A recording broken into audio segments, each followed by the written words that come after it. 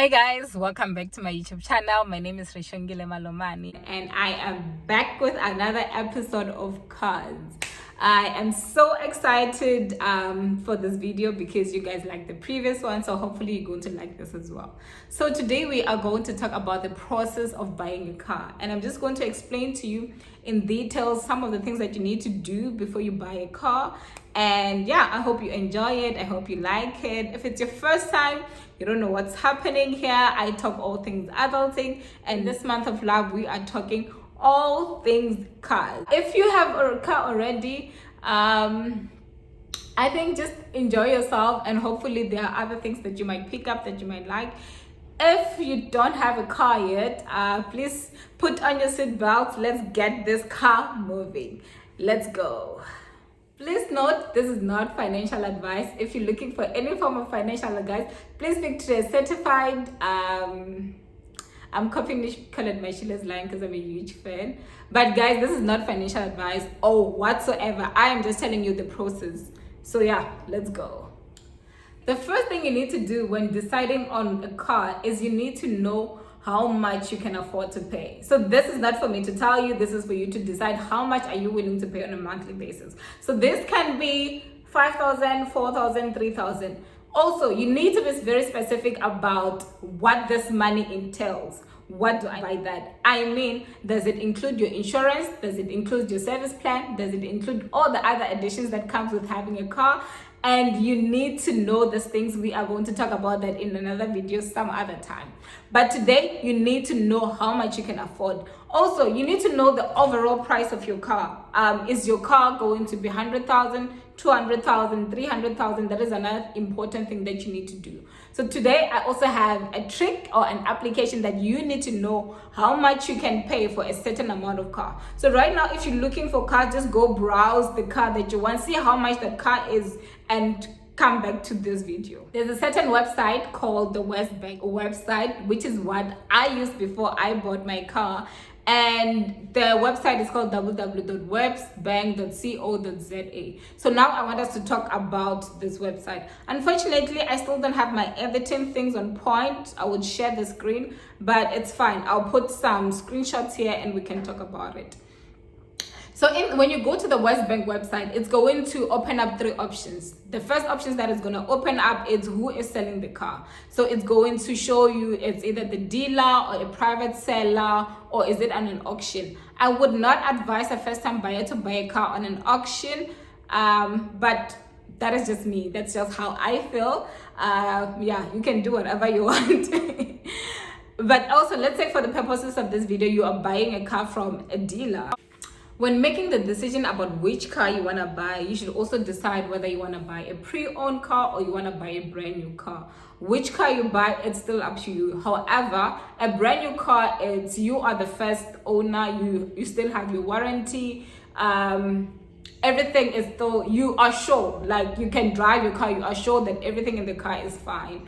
With a pre-owned car, you need to check the servicing of the car. Like, has the car been serviced regularly? You need to check how many kilometers the car has been. That will basically give you an estimate of how many years the car has been. Sometimes the dealer can also tell you these things, like tell you this car has been around for so many years. The previous owner actually traded in because of 1, 2, 3, 4. I think it's always good to know that, because some people trade in their car because they have been in so many accidents with the car. Now they don't like the car anymore. So it's not nice. I mean, it's not a nice thing to actually buy a car that has been in many accidents before. But then, like I said, this is not financial advice.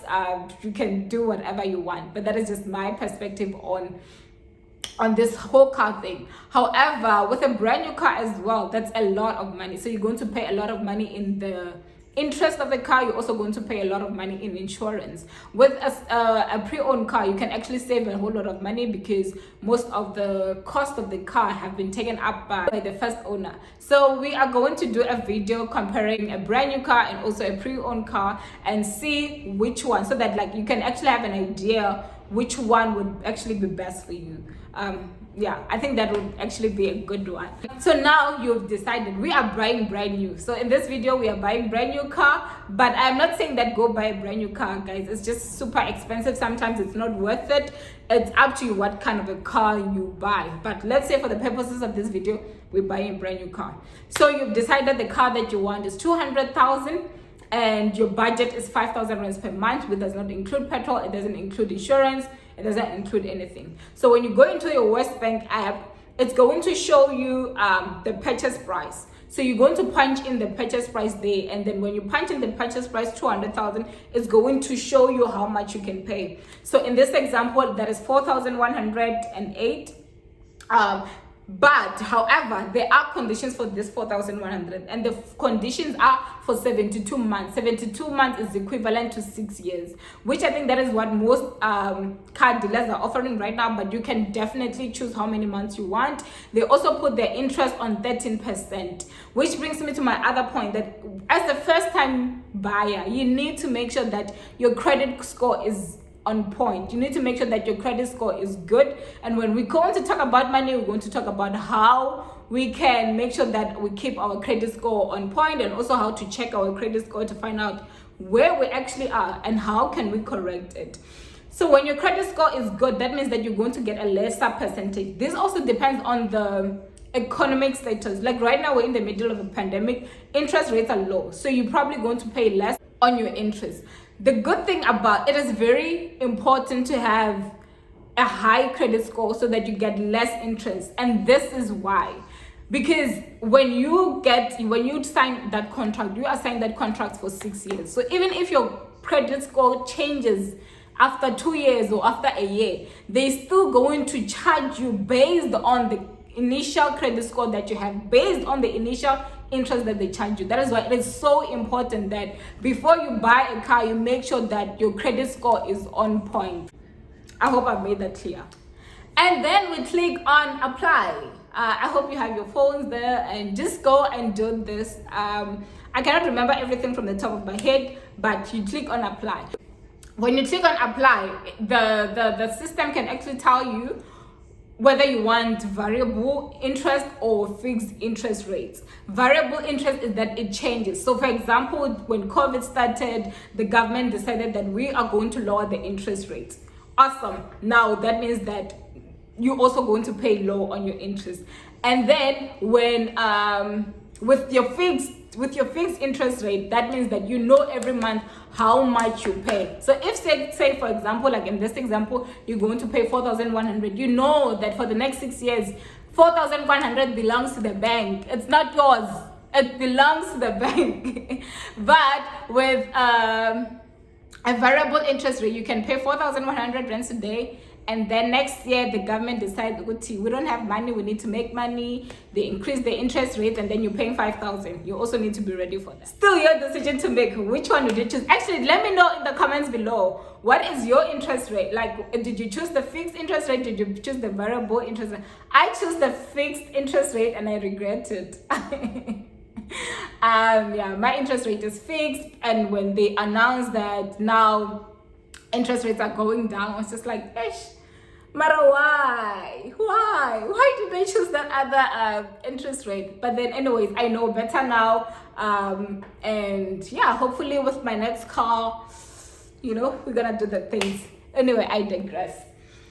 Another thing, guys, about these things, this is not something that I know have been proven, but it's something that I had. So disclaimer, depending on your level of education and the university that you went to, this can actually decrease your interest rate. So for example, if you have a PhD or you have a master's, there are high chances that you're going to get a lower interest rate compared to someone who just has matric, which is nice. And also the kind of university that you went to. If you went to UCT Wits, I'm sure they put down your interest rate just like now. You have applied for finance, you are ready with your car. One thing I forgot to mention, which I think it's important for me to mention about a pre-owned car, is that make sure that at least it's not above 60,000 kilometers. That is because a car is supposed to be serviced every 15 thousand kilometers or after every year. That is my car and some other people's car. It could be different, I don't know. But with my car, I need to service it every 15,000 kilometers or every year. So this means that if you find that your car is like 100,000 kilometers, you actually know how long this car has been alive for. And honestly speaking, as a first-time buyer, you do not want to buy a car that has been driven 100,000. Like, you don't want to be a first-time driver and then you now have to worry about what a fan is, about buying brake pads, or being stuck in the road somewhere in the rain. Guys, I think as a first time buyer, you should just worry about paying your installment, and that's all you need to worry about. But that is just my opinion. Moving along, so now your finance is ready, you go to the dealer. So this information that I'm telling you about WesBank, most dealers do not want you to know this. I don't know why. I had to fight with the financial lady at the dealer that I went to, and that is because the more clueless you are, the more money they make. So one thing that I've noticed about car dealers is that they do not want you to do your own financials, like go into WesBank and determining how much you make. No, they want to do this for you, and they will tell you that no, that is my job, and also I'm going to go to different banks and do everything, which is fine. I think it's great that they go to different banks, but however, if you are going to start with WesBank, you have an idea of what the price is going to be like. So when you go to them and the price is different, you can actually now be like, why is the price different? How is it different? And another thing, guys, stick to your budget. I think this is one thing that we fail as first-time car buyers or car owners, that when the price increases, like, it's like you're scared. Okay, I know, I felt like, oh my gosh, like, should I say something? Like, now these people are going to think that I can't afford this car. Like, why am I here? Like, let go of that ego, because you are the one that is going to pay that car for the next 5 or 6 years. So let go of that ego. Like, if the prices are high, just be like, you know what, I don't think I can afford this car, I'm going to look for an alternative car. There is absolutely nothing wrong with that. There is nothing wrong with that. One of the issues that comes with a brand new car is that they can be very malicious with the pricing. This is what I mean. So they can tell you that your car is 200,000 rands. When they tell you that your car is 200,000 rands, you need to ask you need to ask for a quotation. So your quotation is going to tell you that this 200 rands is just for the car, because sometimes it's just for the car. It doesn't include electric windows, it doesn't include the smash and grab, it doesn't include a whole lot of other things that when you end up finding that now when you add the electric windows, because guys, like, we can't be doing this in 2021. We need electric windows. So you add your electric windows, you add your smash and grab, you find that now everything is now so expensive. It's now exceeding your budget. It is now exceeding that 200,000 rands that we budgeted for. Now you have to pay maybe 5,000 rands per month, which is not what you had budgeted for. So those are some of the things that you need to look out for. And another tip that I want to give you is that when you buy your car, do not go alone. Like, you do not, as a first-time buyer, buy your car. Like, go with your friend, go with your boyfriend, go with your mother, your father. You do not do any of these things alone, because there's a whole lot of things that you don't know, and those people do this, like, because I know, for example, when I bought my car, the other day I was actually looking for my contract, only to realize that no, actually I signed an I-contract. That's what they call it. So it's just on the internet. Like, I don't remember reading that thing for me to understand. I think they should have sent me that thing and then keep it for the weekend, read it, and actually understand the terms and conditions of what I am signing up for. Because only after I had bought the car, that's when I realized, no, this is not what I meant. This is not what I wanted. However, I had signed the contract and there was nothing else that I can do.